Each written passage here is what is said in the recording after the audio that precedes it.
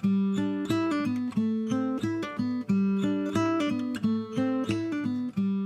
here with the owner of Creek Road Pottery and the creator. This is Al Wayman. Al, we're so happy to be here. Hi, thanks so much. One of the things that I want people to know is that you don't need to be talented or wait for inspiration. You can start something new right away just by starting. Looking at my cry pile, I made hundreds of pots that I screwed up on, but after a while you get much better at it. So I would just encourage people to just start. So today we're gonna make a bowl. Okay. And I'm gonna weigh out about 2 pounds of clay. The clay shrinks in the kiln as water leaves it. So you have to make them fairly large. So before I go to the wheel, it's good to knead this and to get all the air pockets out and to put it in a little cone shape like that so it's easier to throw and center. Right. So this is a treadle wheel I bought in central New York, and this is foot powered, so it's not electric. So when I push the lever down here, it gives the power to it. So this is like old school. This is the way it was done. So what I need to do is center the clay first. So I'm gonna put this on this tile. Some potters, they throw right on the wheel head, but I always use the tile because in production work, it's a little bit faster. All right. So now we're gonna open this ball of clay. So that's just putting pressure then? Yep, and I'm gonna pull it open.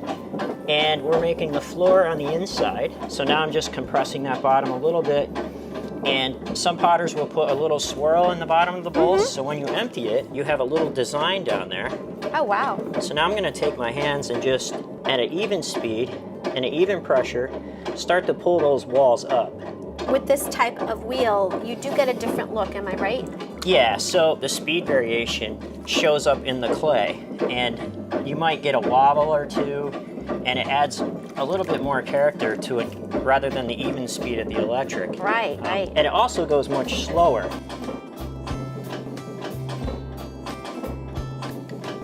So now I'm going to trim the excess off the bottom.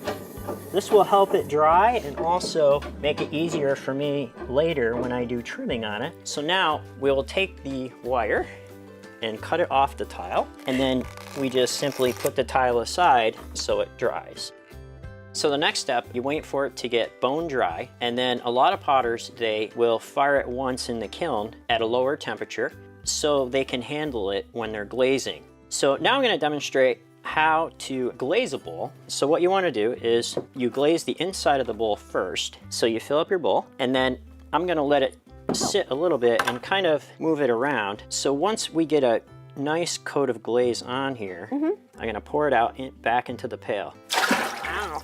We let it dry a little bit, and then we'll glaze the outside. So if we glaze the outside too soon, the glaze won't be able to absorb because all the moisture on the inside that we just put in there. So it takes a little time to dry. I'll leave the drips on there because it adds character to the pot. One of my favorite potters, Warren McKenzie, way back, believed that handmade pots should be seen as handmade and appreciated as handmade. So he would leave fingerprints and little drips. So it ended up being very characteristic. So what I'm gonna do now is dip the top part of this pot in, and I'm gonna go down into the pail and I'm gonna hold the pot and I'm gonna count to like 10 or 12.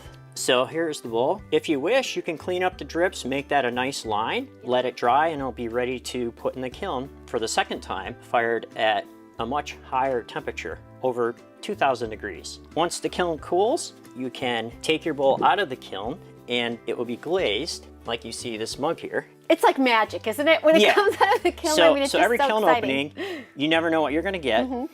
Sometimes after you've been doing it for quite a while, you do have some idea, but it's just like Christmas morning, you know, because all these beautiful things are coming out. But also there could be things in there that might not be so beautiful. But the messing up part is practice. As an artist, we have permission to mess up because we learn from our mistakes, and some really great things come out of mistakes that were made and some really great learnings.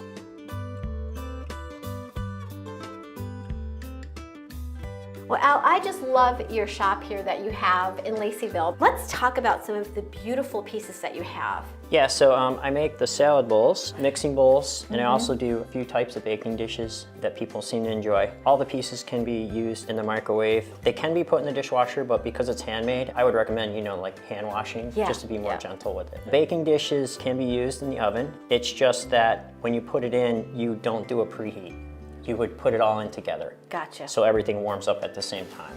I see. So there's no thermal shock happening. So I have 4 shows a year. I have one coming up in March called the Bunny Trail, which is a local collaboration of businesses. I have a website, creekroadpottery.com, so you can go there and get more information. And also social media, Creek Road Pottery at Facebook. People can go there and enjoy the community and follow, see all the funny things that happen. We do voting on glazes, and Nice. I try to do giveaways every now and again.